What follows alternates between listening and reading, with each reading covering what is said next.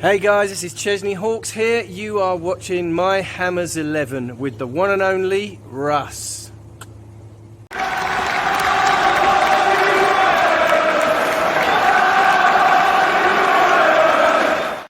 Hi everybody, Russ and My Hammers 11. Hope you are all safe and well.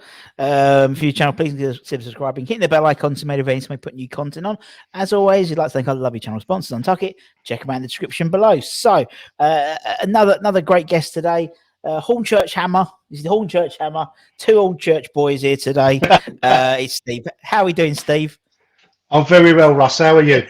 I should have waited till you finished your mug of tea before I asked you. Yeah, you should have done, really, yeah. But I've got another one on the go as well. I've got another one on the go as well. Double parked.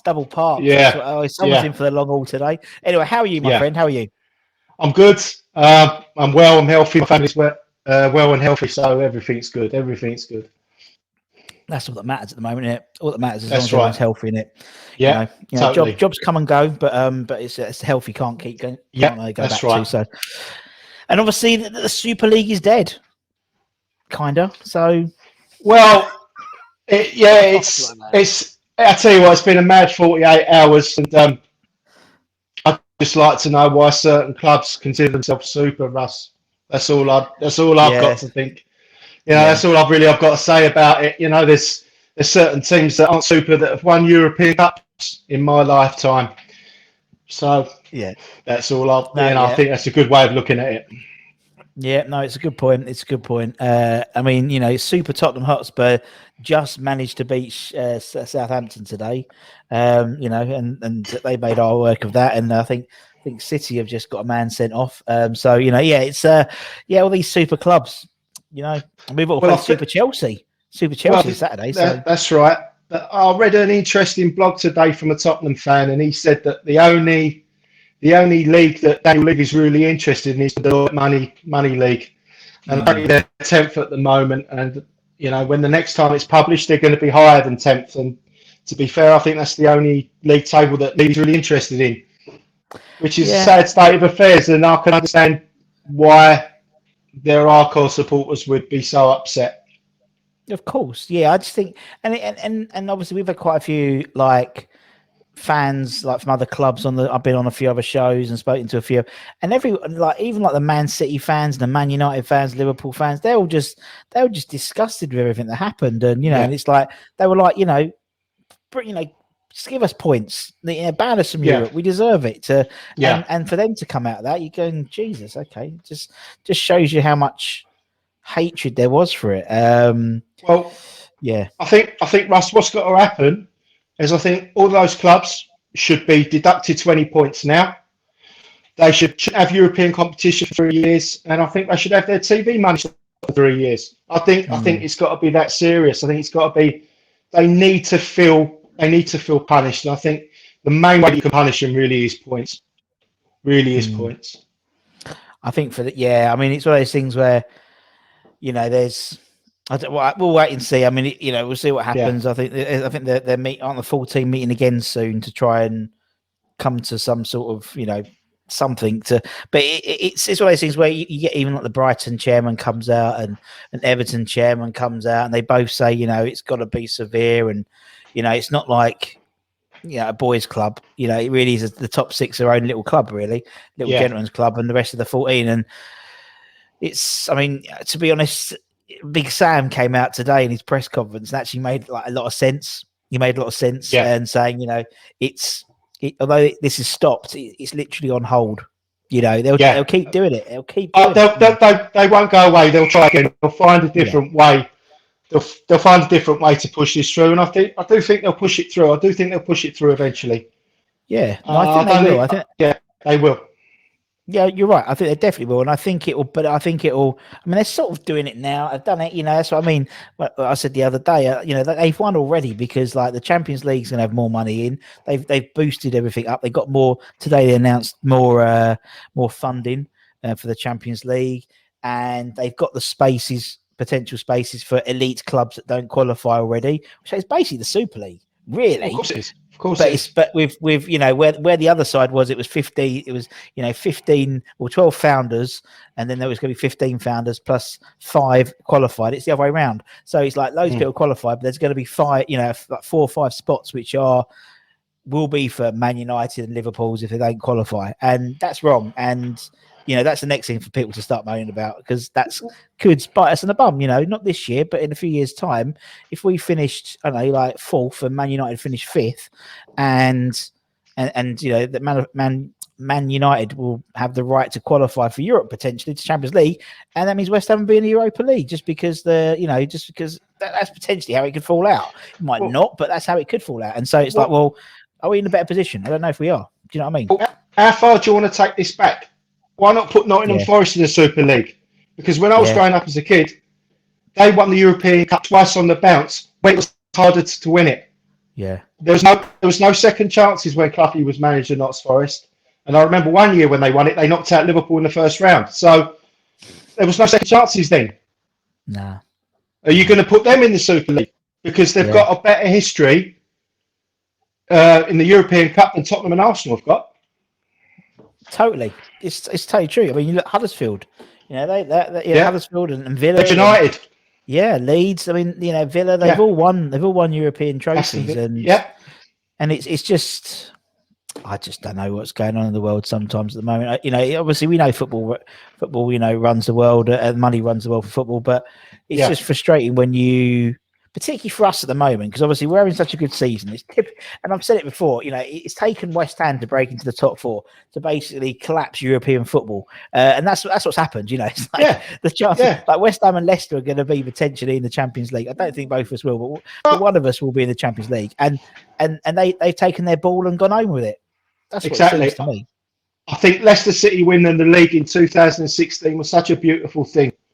It was a beautiful thing for so many reasons. And I can remember telling my son, I'm sorry to hark back to Forest, but I was like saying to my son, this was Leicester winning the league was like it was back in the late 70s, early 80s when I was his age. Yeah. And Nottingham Forest winning the league.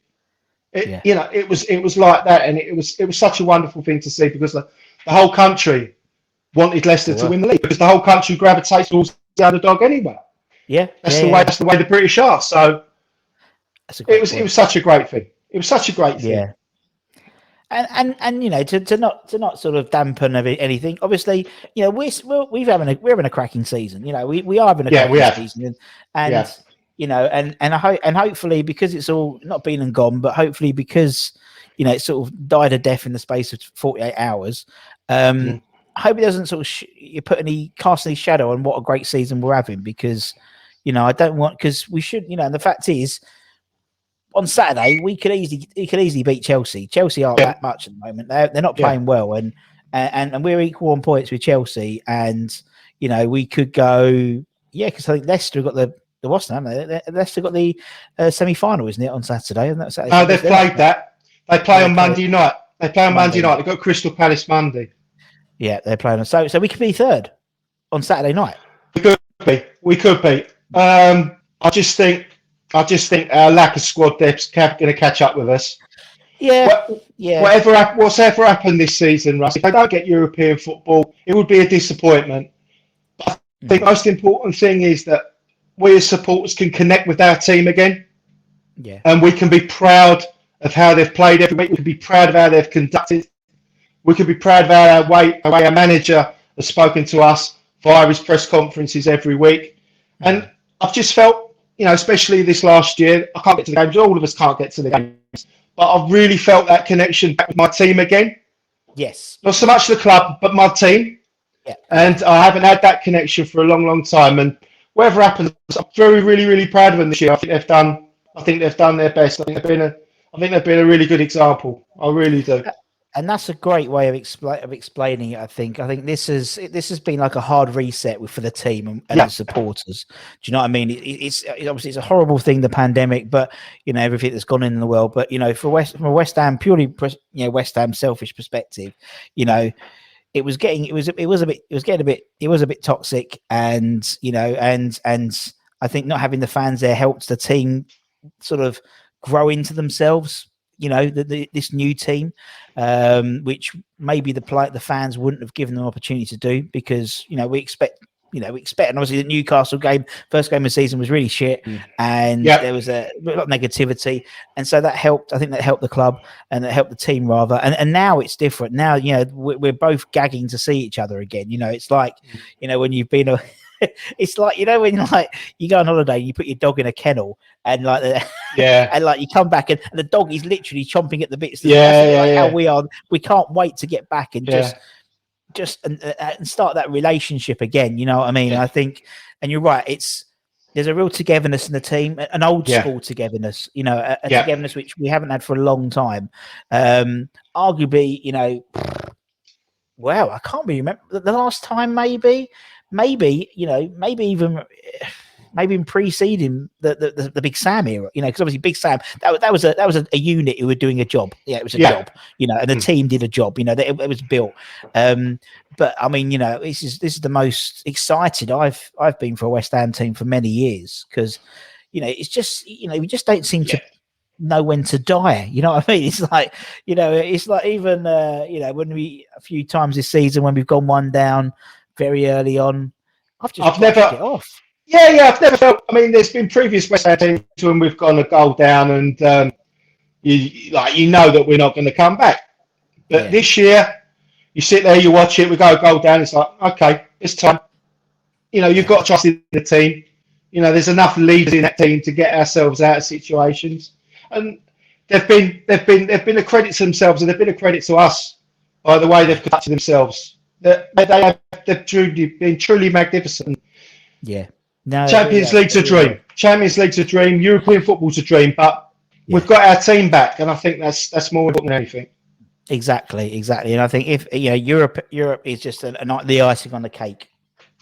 For me, it'd be great. It'd be great because obviously, hopefully by then, freedom of movement in terms of COVID and stuff. But for me, it's a great thing for the fans to have that opportunity to go and see. Well, potentially now it depends on obviously what competition we're in, but potentially the likes of Real Madrid and Barcelona now, because if they're not going to be in the Super League, they're going to obviously probably back in the Champions League probably. But whatever happens, it'll be great. And as you said, hopefully we'll get at least 10,000 back in. We get 10,000 back for the Southampton game if everything works. And then obviously if all the road stops, all the road pits or the junctions or whatever in Boris's roadmap, by the time new season starts, we should have a full crowd. Yeah, let's hope so. Amazing. Let's hope so. Amazing. Yeah. Amazing. So, Steve, first question, he says. First question. 12 minutes in. That's not bad for me today. Why West Ham, Steve? Why is it your club, my friend? It's my club because they chose me. They chose me. It's as simple as that. My gran, she lived on the Barking Road opposite South Bank. My great uncles, they used to go to Upton Park pre-war, post-war. My dad sold evening papers outside the bowling. I can remember being a 5-year-old and my interest in football really kicked in there, and it kicked in Argentina 1978 World Cup. And my dad was explaining the rules to me. Yeah. So then all the ticker tape, Argentina winning 3-1. Dad, can I go and see a game? Can I go and see a game? Yeah. If you're going to go see a game, you're only going to see one team, West Ham. Right, okay. And my first game I don't remember because I was high up in the West Stand, and my dad all took me about 2 or 3 times, and he said to me that whenever I went up there, I used to fall asleep. I used to fall asleep during matches, and my daughter's still the same now. When I take her over there, she falls asleep. But the first game that I remember wasn't actually at Upton Park. It was at Wembley Stadium. It was the Charity Shield in 1980. That was the first game that I can remember that my dad took me to. Wow. And we lost 1-0 to Liverpool. And I just remember how fast Wembley was, and we wore a beautiful all-white Adidas kit. And we lost 1-0 to an exceptional team. We were an exceptional side as well that year. This was a good time to start watching West Ham because 80-81, we reached the League Cup final. We got knocked out at the quarterfinals of the Captain's Cup by Dynamo Tbilisi, who went on to win the competition. we beat Tottenham quarterfinals of the League Cup that year. And Tottenham were a good side, and that was just before they started winning the FA Cup twice. And that was my first game. That was my first game that I remember. Charity Shield at Wembley, we lost 1-0. The first game up to Park that I remember, we beat Timisoara in the Cup Cup 4-0. And what I remember about it most was the UEFA flag in the forecourt. That's what I remember most of all. And we won 4-0, and that was it. It was love affair started. Floodlights, the green pitch, the lights, the electricity, and I just wanted more and more of it. And I was hooked. I was hooked from there on in, really. And then you blinked, and then 40 years later, where the fuck did that 40 years? We were yeah. And my first season ticket was 81, 82 the following season, and then I've had a continuous season ticket since then. Phenomenal. So, Phenomenal. That's how it is. And I mean, I wouldn't change it for anything, because it's a special club. I've made lots of mates through West Ham, and lots of people I know through West Ham, and it's a bit cliche to say that we're a family, but we really are. It's a very fierce feeling and strength that we have with each other. But I'm saying I didn't have a choice. They chose me, and it was part of my conscience. As soon as I grew up, West Ham were there. Yeah, I love the fact. I didn't choose them; they chose me. That's a great way of explaining it. It is. It's true. It really is. It really is. It really is. Yeah. It's one of those things where I think, there's a lot of passionate fans, and you're right. It is a special club, and the fact when. We had obviously what's going on what's happened in the last 48 hours, and we had all that. I know it's a little bit tongue in cheek, but all Man City fans and Liverpool and Arsenal fans were DMing me, going, right, okay, what do I need to do to become a West Ham fan? I want to join your lot. It's like, because we're a special guy. I want to find out more, and obviously we did the live shows, and we get West Ham, obviously loads of West Ham fans on there, but we get Arsenal fans and Liverpool fans, and they just love listening to because I think we must have been this unusual entity, this funny little club in East London that has this incredibly passionate bunch of fans who have won fuck all in the last 40 years. It's still as passionate. You're still as passionate now as when you were 40 years ago. And every year you go, right, this is our year. Every year you get disappointed. So it's nice when we have a little bit of an up season like we're having now. So we deserve it, that's for sure. We do deserve it. And it's a difficult thing to describe, because when I was a young kid, I fell in love with Upton Park, the kit. And it was a good time to start supporting them, because your heroes were approachable. Yeah. And luckily enough, I've met a few of them at reunion nights, and you're not disappointed when you meet your heroes. Billy Bonds to me is my ultimate hero, and he's a total gentleman. And it was a good time to go up to support West Ham, because your heroes were approachable and they were nice people. Yeah, and I think I feel sorry for like guy like like my daughter, and so your daughter and kids getting into the game now, because football now is different. It is, I mean, we know it's different. Obviously, the last 48 hours has proved it's been different, but it's different than when it was. I mean, I started supporting them in the early 90s, and so even then, as you said, footballers were approachable. They were, they lived next door to you. You'd go to the supermarket and they'd be doing their shopping. Money hadn't entered the game so much to, allow them to live in flash apartments in Canary Wharf and things like that. I mean, nothing against the footballers. They earn the money, fair play. They've got to spend it, but you lose that togetherness, that sort of, I mean, as I said, I used to work when I lived in Loughton, and Shaka would do his big shop on every Friday. Do you know what I mean? Mm-hmm. And I used to move my shifts around, so I could always serve Shaka or Samasi Abu or I know. Or walking to Wal. I remember walking into Woolworths and seeing Paul Kitson with the biggest box of pick and mix I've ever seen in my life. But all those things are just in my memory now. And so, as you said, even like the Legends nights now, and obviously hope soon. Obviously, they're going to be kicking off in the next 2 months. It's sort of in June, and I know Len's doing a few, and Johnny's doing some, and there's loads of them happening. But it's just, and someone like. I mean, there's one in Hornchurch. Johnny's doing one in Hornchurch in the Conservative Club with Packer and Costi. And I mean, you're going to go there. People are going to go there and watch it, and it'll be the same stories you've heard last time, but you go and watch it because you still go again.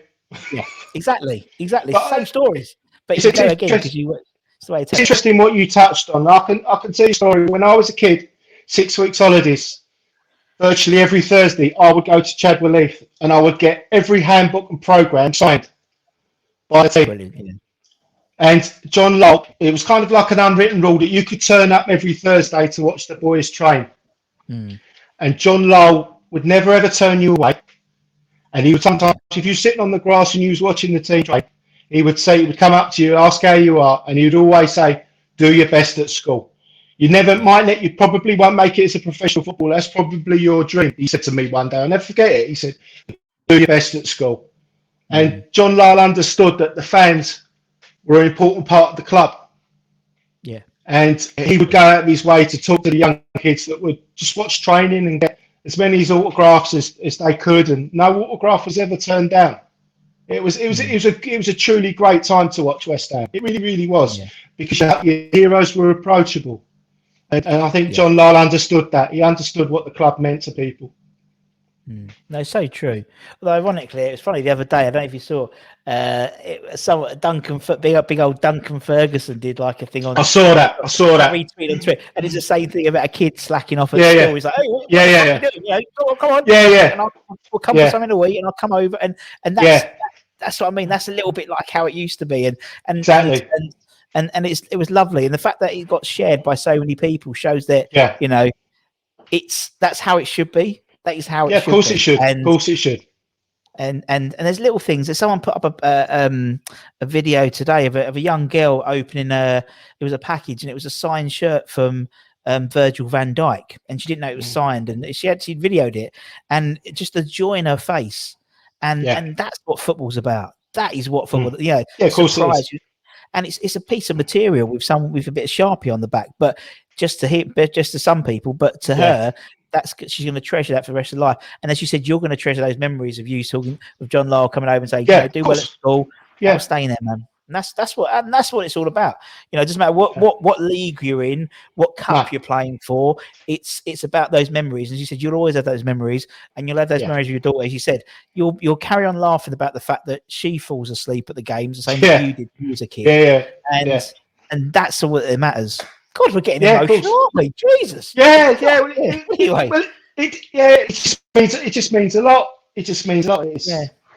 I don't think I realised how much it meant to some people until I started doing the channel, because I think I was always a bit naive to it, because obviously I worked there and I was up in my little box and I do my little thing and but obviously interacting with so many people and talking to them like yourselves and some others who were literally supporting West Ham saved them their life, you know what I mean, mentally and stuff like that. And you're thinking, fuck, and also when I talk to guys in Bangalore or Australia or Chicago about West Ham, and it's like it's a really strange feeling to think you're part of something a lot bigger than you thought it was good. You are. I had this sort of Essex East End bubble, or Essex really. That's who I support, and I know that he supports West Ham and he supports West Ham, but that's it. No, it's true. West Ham Clip says we are effing massive, and we really are. We really are. We're a striker away from being a very dangerous side in the Premier League, and I think with the fan base behind it and the grounds of support, who knows where this club could go, with the right level of investment and just the right ethos. And hopefully I think Moyes is bringing this sort of ethos back, this old school mentality, a team that we're proud of, I mean, for God's sake, losing to Newcastle on Saturday, that's sort of, I know it's like 48 hours, like everything's gone on top. We've sort of forgotten we lost to Newcastle. Forgot about that. Yeah, we Forgot about that. Exactly, yeah. We forget about exactly. And Yeah. even when we'd lost, yeah, it was obviously the first half was appalling, and obviously then we played 60 minutes with 10 men, and we were the best team, and we came back and we almost got a point, and just that was one of the most proudest defeats I think I've had for a long time, if that makes sense. It's like we gave up and good go. We were really close, and teams of the past we'd have lost 5-6. Yes, 3-4 years ago. definitely. Which brings me back to my earlier point that the team we can relate to the team because they work hard. Yeah, they work hard and they keep going. The first attribute for a West Ham player for me is to give 100%. That's all you have to do for me. If you've got that added touch of skill and flair, fine. But you just give me 100% every week, and I ain't going to give you a hard time. If I see that you're slacking off, I'm going to have a go. But if you give me 100% and you give my fellow fans 100%, you're going to be fine. And if you've got that added touch of class, and you just go up a level and you're kind of like a legend. Yeah. It's true, man. It's true.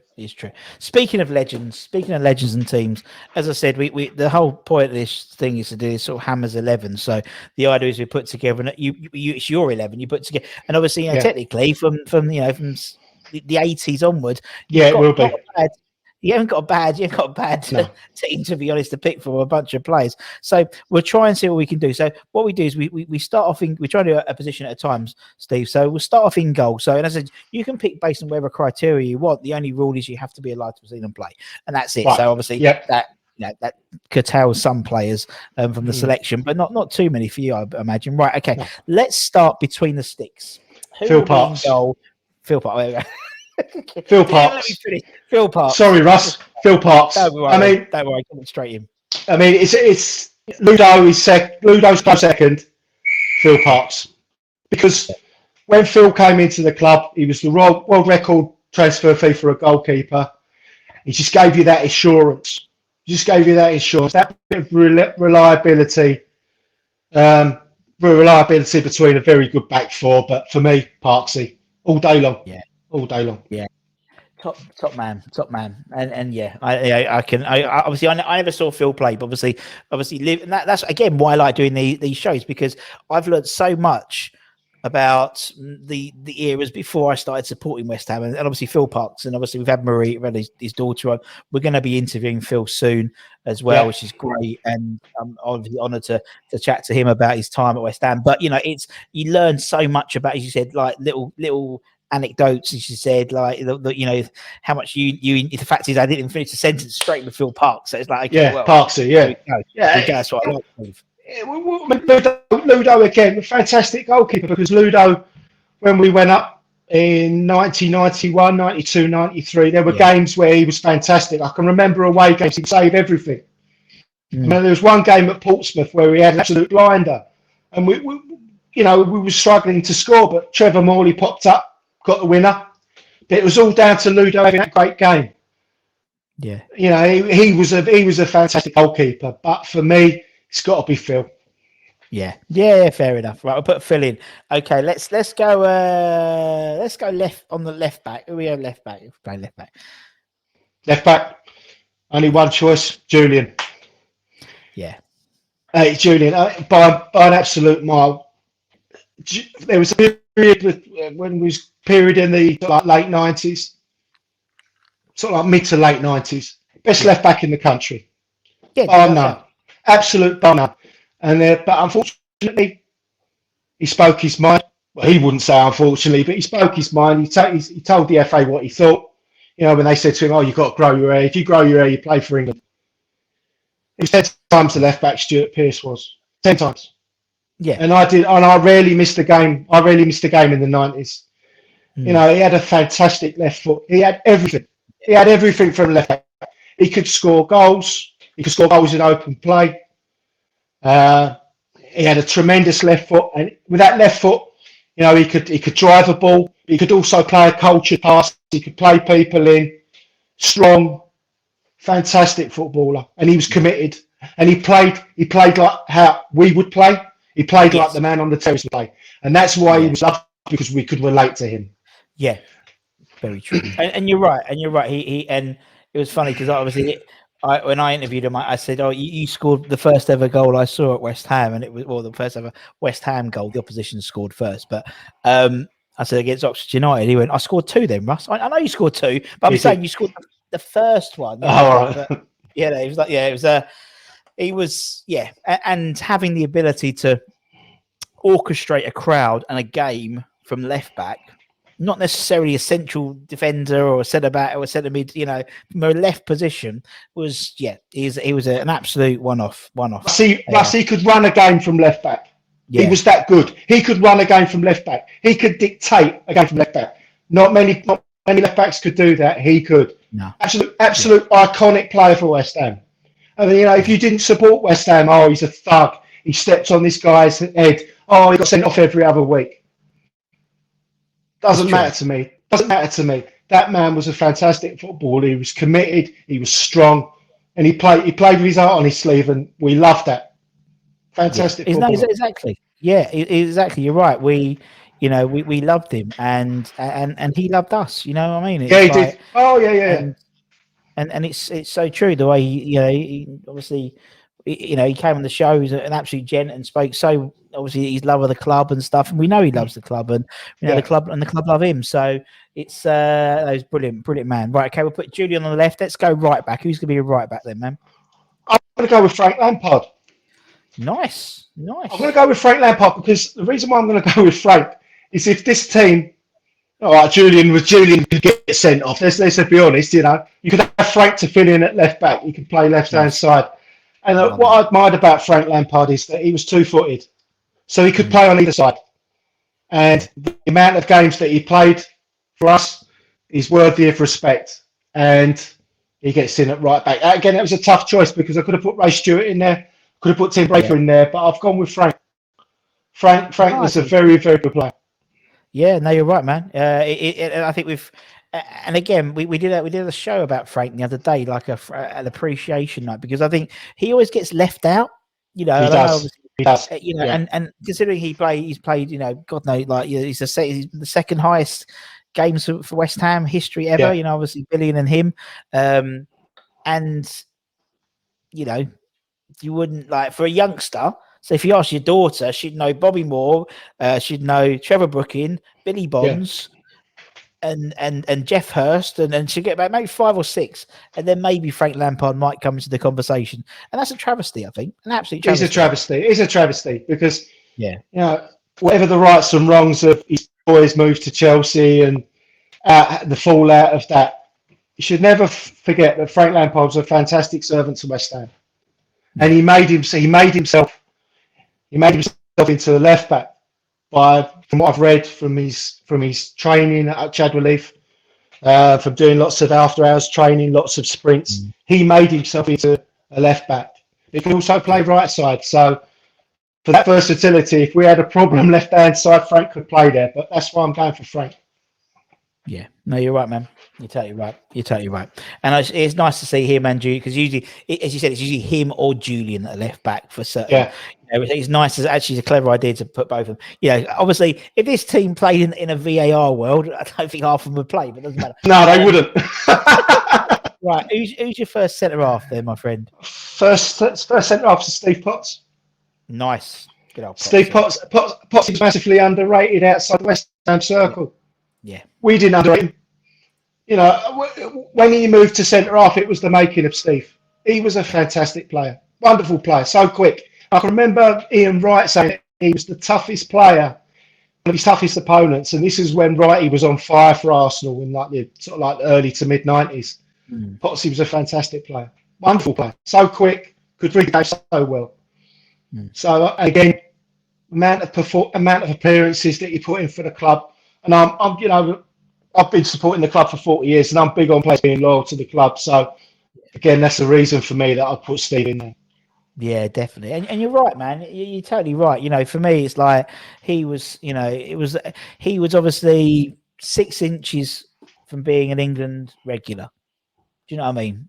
You know, he was just like he shouldn't have been. Should have been. Should have been. Yeah, and he would have been. I think if he was 6 inches taller, he would have been an England regular. And you know, we've had loads of players who've come on and talked about Potsy and how he just read the game so well, and that's how he just knew where to be in the right space, the right time. And absolute legend of a man he is. We did appreciation night on him as well, which was really good. And we had like some of his mates from his school. Like send some pictures of him, you know, when he was like year 10 playing rugby and shit like that. It's really funny. Right, okay, we'll put Stevie in. Who's gonna be the next centre after him? Alvin Martin. Good old stretch. What can I say? Magnificent, wonderful, terrific captain. Unbelievably cultured on the ball for centre half. Had a lovely touch. I mean, I can remember going to games and he would take where most centre halves would go up and head the ball. He would take it onto his chest, put it on the floor, and then play it to a midfield player. Wonderful. Criminally underused by England. Yeah. In fact, to this day, it still gives me the ump that he was dropped for the quarter-final against Argentina in '86. And Robson put Terry Fenwick in. Terry Fenwick couldn't lace Alvin Martin's boots. Couldn't lace. Very true. Yeah, no, it's true, man. It is true. It is. Yeah. And obviously, you know, he's one of those players who, you know, wasn't from around these parts, but he became. He's one of us. And he's one of us, isn't he? Still lives. One of us. Still lives in Gideon Park. Yeah, he does. Yeah. He does indeed. His son goes to he's in my daughter's year at school, and I still get a little tickle when I see him queuing up for school, like for the school run. I'm like, fucking Alvin Martin. Or like like the school fates, because his son does like soccer school, and he's like, and Alvin's there, like, you know, just like, you know, 50p tombolas, you know. Just, I love it. It's just again, it's going back to what we're saying about being relatable. You know, he's the same as every other granddad who would help out their son, their grandson's school fate. Do you know what I mean? It's like nothing's too big nothing's too small for them, if that makes sense. You know, it's and that's just that era, right? Okay, so there's your back four, your goalkeeper, midfield. Let's go left wing. Who's going to be on the left? Alan Devonshire. Dev. I could have guessed that one for you, probably. Yeah. He didn't run. He just glided. He just glided across muddy fields. Lovely triangles with, like, the left back would have been Frank Lampard or Trevor Brooking. Wonderful player to watch. And again, I'm sorry to up back to the 1986 World Cup, but the season before that World Cup, 85-86, Alan Devonshire was on fire. Fantastic player. Bobby Robson didn't take him. Didn't take Mark Wood. You know, at the time, those players were banging form. Alan Devonshire should have been at the World Cup. Fantastic player. Wonderful player. He played for West Ham. Just leave that there. He played for West Ham. We'll leave it there. Well, but again, people of my era were so blessed to watch him. Wonderful footballer. Yeah. So intelligent. And you're right what you said, you know, gliding on mud pitches. And I think that's something that I've sort of been naive to, you know, going back, and obviously you've interviewed like Mac and maybe Dev and various others, and what they were doing on pitches, you know, sand, you know, like a beach, you know, and still at Stamford Bridge 4-0, you know, that beach of a pitch, and just incredible. Just absolutely incredible. Don't forget, Russ, that honestly, in Upton Park, around about those times, from February onwards, maybe even earlier, it's like our pitch was like the tide was out. Yeah. And because that pitch was in constant use, and before I could go to away games, I would go over and watch reserve games at Upton Park, the football combination. So that pitch was in use all the time, which doesn't happen now. No. And the pitches were tougher. Defenders could get away with a lot more. I think now that if Alan Devonshire was playing football now, you would be close to £100 million. Yeah, great shout. You wouldn't get any change out of £100 million. He was wonderful player. Wonderful. It was a pleasure to watch him. To watch him. Yeah, and that's the thing. I think that comes through quite a lot when talking to people. It was a pleasure to watch, these players play because, he would give it, and obviously someone like Dev as well. Obviously got injured, but then he came back and came back a different, like reinvented himself completely, which is something you'd never hear of now. I mean, Antonio's not going to reinvent himself as a cultured left wing, or something. Like, he can't do that. He's No, he physically, can't. Whereas Dev did that completely, He changed did. his game completely, and it's like He did. people forget. I forget that. I don't. I don't. It's almost like two eras of Alan Devonshire, sort of the nippy winger, and then sort of the skill merchant when he came back because he couldn't have the pace he had before, but he was a different player and a highly effective one. Right, we'll put Dev on the left. Who's going to go right then, Steve? Trevor Sinclair. Oh, tricky Trev. Oh, this will be a good team with tricky Trev as well. Well, this is going to be a good side. Yeah. I mean, this was a bit of a difficult decision for me because I was sort of like torn towards Mark Ward, but I'm going to go with Trevor because he scored more goals, he was quicker, he was direct. He scored some spectacular goals for us. Really, really spectacular goals. I can remember his debut against Everton. He got a couple first game. Yeah. And terrific player, wonderful player, really, really good, really good. And unlike most West Ham players, the end of one season he got a call up to the World Cup squad. So he was a good player for West Ham, really, really good player. Yeah, and he's still fond of the club. Still fond of the club. Yes, from what I read. Yes, I was going to say that very much so, so. And I think the ironic thing about you only get into the England squad, or apart from if you're Declan Rice at the moment, because I think Trevor didn't we have I think Hargreaves got injured. We had like 3 or 4 people got injured, and then he got into it because we had 3 or 4 people injured, and then he became a third. Then he still played quite a lot of those World Cup games. And you're right, he still is really he still loves the club. Obviously, we've had him on. We've done a few things with him. He's great, Trev, and I always talk about one story about him because it surprised me more than anything. And obviously, at the ground now, we've got these sort of Panini sticker posters around the outside, and I always remember I took a picture of him and another player who we know on Twitter quite well, and I messaged both of them. I said, I just thought you'd like to see this. And they both sent me this incredible message, almost not word for word, but the similar sentiment from these two people. And the pride that they had having their picture on the side of a stadium, on the side of the West Ham stadium, it took me back. Because I think now we see footballers as a career rather than as necessarily a passion. And he was like, this is incredible. Honestly, this is one of the proudest moments of my life. And I'm like, you've played for England, you've done this, you've done that. And having someone slap a sticker on the thing but you think about it, you think actually I can understand why, but it just took me back, man. Just really took me back. And no, I love him. I love Trev. Love him. When my as I said, he's one of those players who always reminds me of my granddad, because he was blind as an old bat, and we had really good seats at Upton Park. And he's blind as an old bat, but he could make out skin colours, and basically anyone that did anything good who was black was Trevor Sinclair. And it could have been Shaka, it could have been someone else, it could have been Mark Vivian Foe, it could have been someone, but they were all Trevor Sinclair. Oh, bloody only bloody player on the pitch, Trevor Sinclair. I was like, okay, well that's Shaka. He's not granddad. It doesn't matter. Fair enough, I understand. But he was scoring these amazing. No, he scored these amazing bicycle kicks from outside the area. You know, who could forget that pass? For the goal against Wimbledon for Paolo. Yeah. Wonderful player. Yeah. Wonderful player. No, he's fantastic. Right, okay, well, Dev on the left, Trevor on the right. Who's your first centre mid then? First name on the team sheet's Billy Bonds. Yeah, I was going to say. I've already had him lined up when you were talking about it. Yeah, I mean, no West Ham team can be without Billy Bonds. Yeah. Magnificent warrior, leader, great bloke. Don't know him that well, but I'm lucky enough to meet him at a reunion night. Absolute gentleman. Everything a West Ham player and captain should be.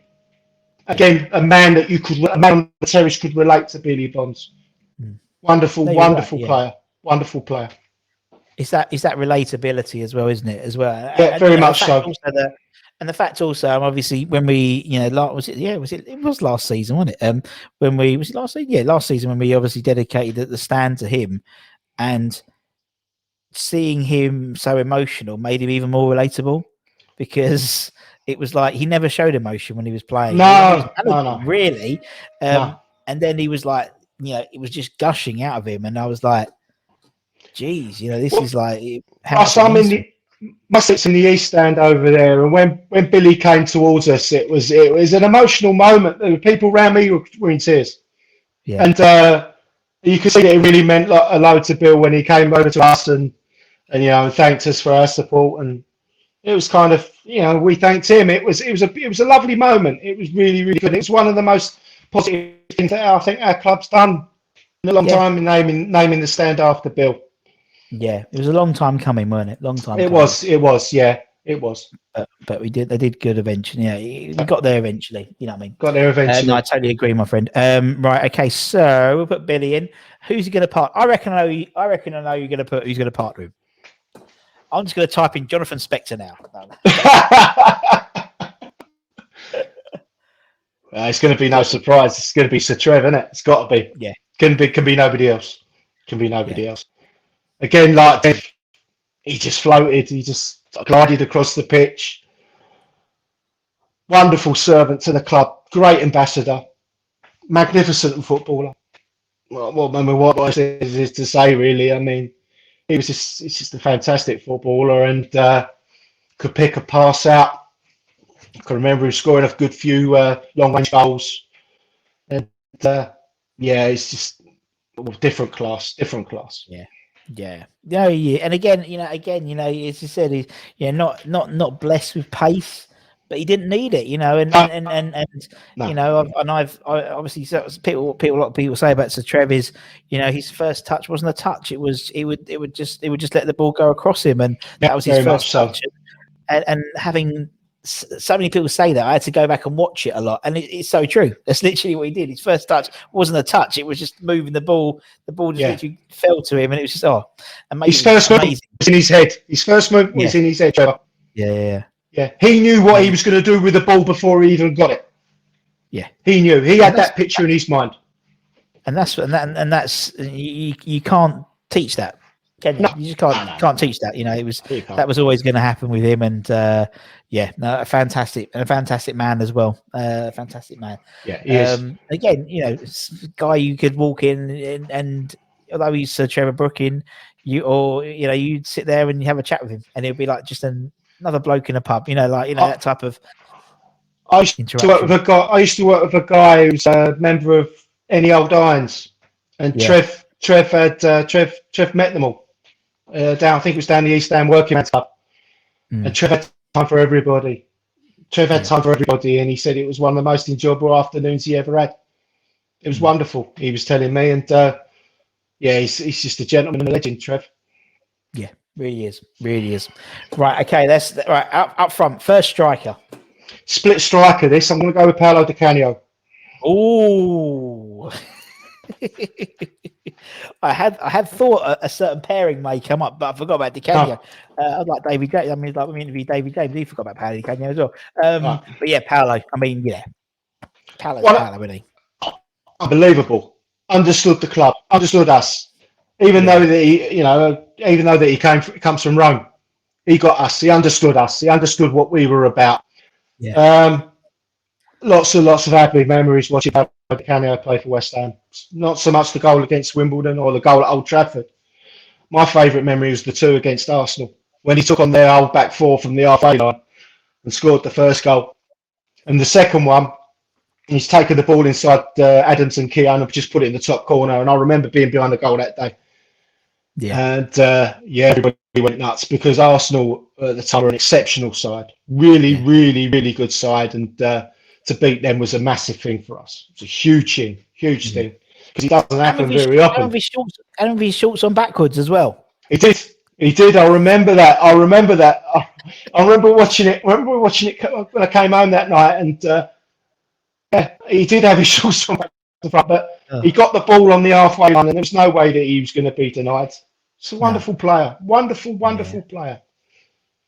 Wonderful. Just incredible, wasn't he? It's just one of Was. those players who I mean, you'd pay your admission fees alone to see him because he was. And again, it's the way the football's changed. Football's very professional now, and everyone's good on the ball. And he just didn't have the skill. He just had like this entertainment value, and you'd go to football you'd leave being entertained. Palo would always leave you entertained, whether it was he would as the pantomime villain, or whether he was a genius that day, or he was a petulant child, or there was always something. He'd always do something where you walk away going, Paolo.